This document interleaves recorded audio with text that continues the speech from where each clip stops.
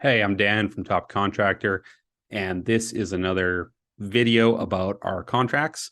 The contract I have in front of me is the formal contract. It's a fixed price contract that we use. I'm going to go through it line by line, help you understand why we use it, what we do with it. It's really important that you start at the beginning of this series because all our contracts build on top of each other. So if you haven't watched the formal estimate video, please hop back and watch that so that we can continue to build on the different aspects of how we use contracts and how one leads into the next.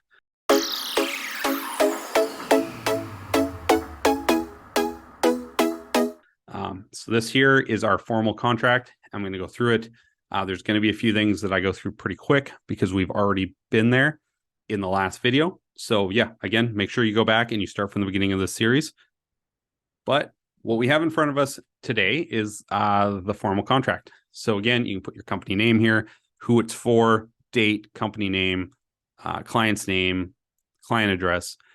If you're dealing with homeowners, make sure that you know everybody's name that's on that title. And if there is more than one person with their name on the title, you need to include all of the clients' names here.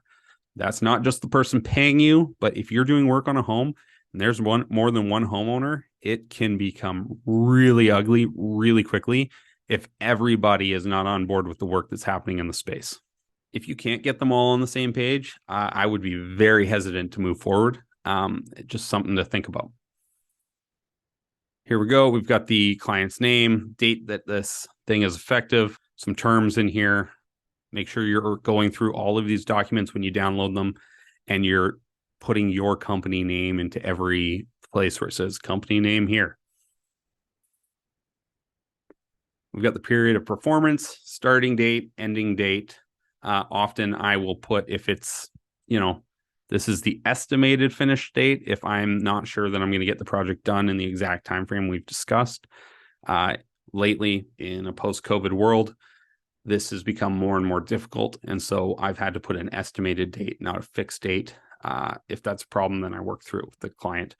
But I do that to protect myself. Description.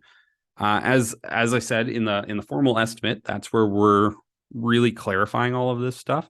So I'll often just copy and paste straight out of the formal estimate, drop it into the description here. Same thing with contractor responsibilities and same thing with client responsibilities. This section here is probably one of the most important sections on this entire document. It is so crucial that you put as much information as is absolutely required to make sure that everybody is on the same page. Every finish, every piece of work. I will include two specific areas where we're working. I've had it where we've gone in and then a client has come back and said, well, this happened in another part of my house. And I can point to this and go, we never went in that part of your house. We're not going to take responsibility for that. It's unfortunate when that happens. But as long as we're doing the work right in the space that we're working, and I'll make sure that we outline where we're working and where we're accessing in the client's space to make sure that we're protecting ourselves. Every single contract that we make, our number one rule, and I've said this now a few times, is to limit our company's exposure to liability. So with that in mind, what could possibly go wrong? Make sure that's in your contract. As you learn new things that could go wrong, include that in your contract. Make sure that your contract reflects your company's services. That's why these are fully customizable, editable. They are a really good starting point. They're not designed to be used without input from the person who has purchased them. And they're not designed to be used as is. They need to have some work done to them to make sure that they reflect your business. Unfortunately, there are just too many different businesses, business models, business styles, services that can be offered, and there is no one package fits all. Contractor responsibilities. This is where we go through exactly what we're responsible for. of the description of the work. So the description of the work is going to include absolutely everything. Now, say including things like toilets and, if we're doing a bathroom reno, tile, bathtub, shower heads, all this kind of stuff.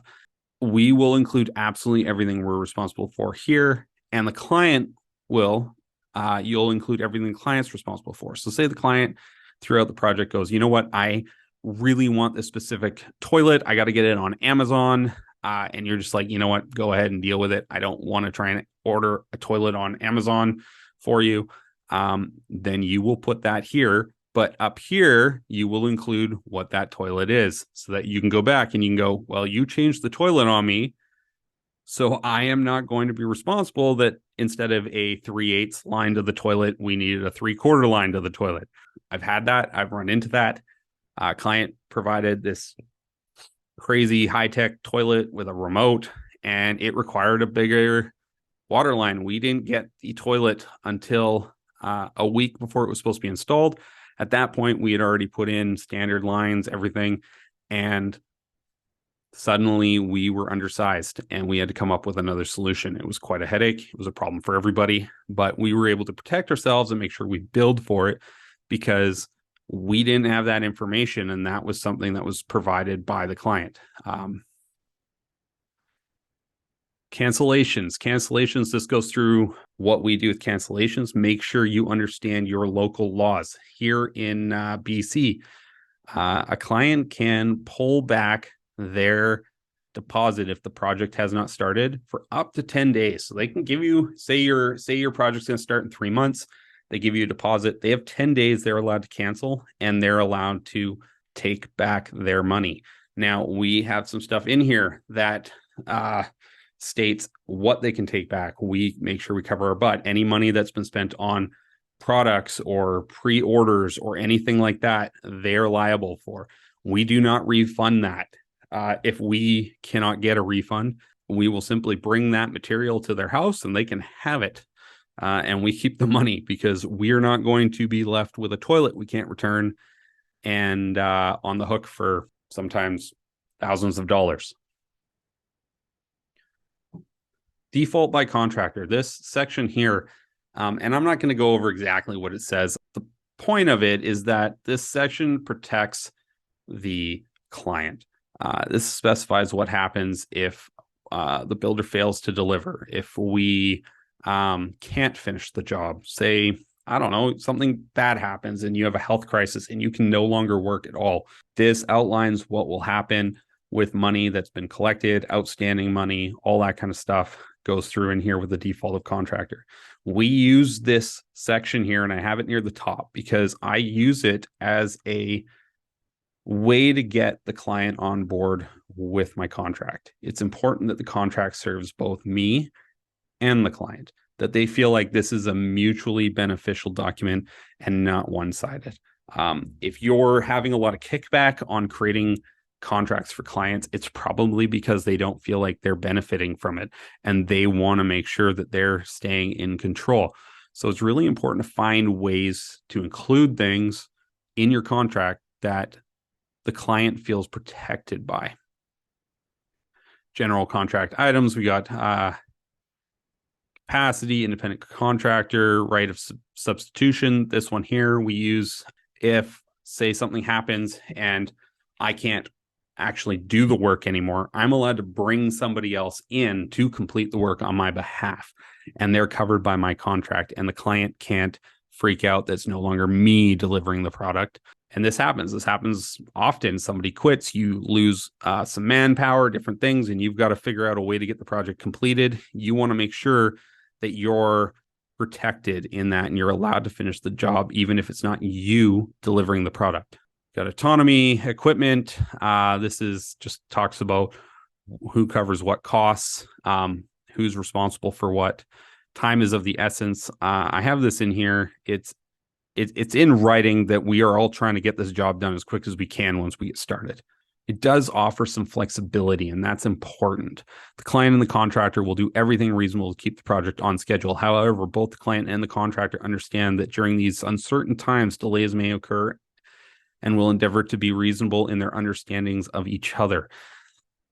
This means that, if something happens, I've had things where I placed an order. It was supposed to be 2 weeks, ends up coming in 6 weeks. I have no control. It's coming from the Eastern Seaboard all the way to the Western Seaboard.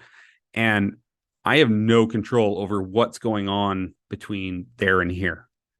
And I want to, have clear communication with the client, but I also don't want to be liable if something that's totally outside of my control is affecting my ability to complete a job. So that's why I have this in here. It is something that if you went to court, if they took you to court because you didn't finish on time, you could point to this and they would go, well, were you reasonable in your expectation? And is it reasonable that they hold you responsible for something some shipping company somewhere else that's completely unaffiliated to you did? Probably not. So it offers protection. The entire agreement is covered by local laws and the governing law here. So the entire agreement, it is agreed that there is no representation, warranty, collateral agreement, or condition affecting this agreement except that is expressly provided in this agreement. That means that there isn't something else going on somewhere else that may have an impact on your on this and make this void or not count. Governing law, it's really hard as a contractor to make sure that you are including all the new laws and the new things that are coming up and going and all the precedents that have been set. My goal with the contract is to make it as simple and easy as possible, to make it as understandable for anybody that's going to be reading it. I don't want people going through it and feeling intimidated by it. I want people to feel comfortable, like they understand what's going on, that it just makes sense.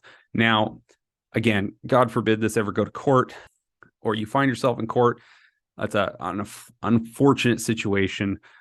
At that point, the governing law is going to prevail regardless of your contract. And people go, well, why would I have a contract? Because if it's going to go to court, it's just going to be the law anyway. Well, the contract is there to set the expectations and actually give you some options prior to going to court.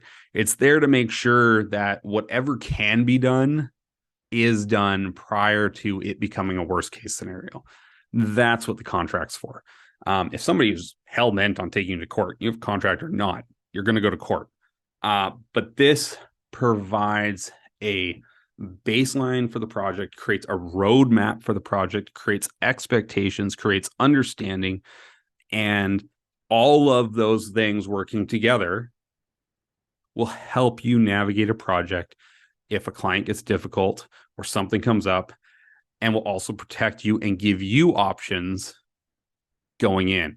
If you don't do a contract and somebody takes you to court, you are completely at the mercy of lawyers and totally other people. If they have gone and they have signed this document, it's going to be a lot harder for them to use loopholes and other things if it's very clear and right in front of them what the expectations were.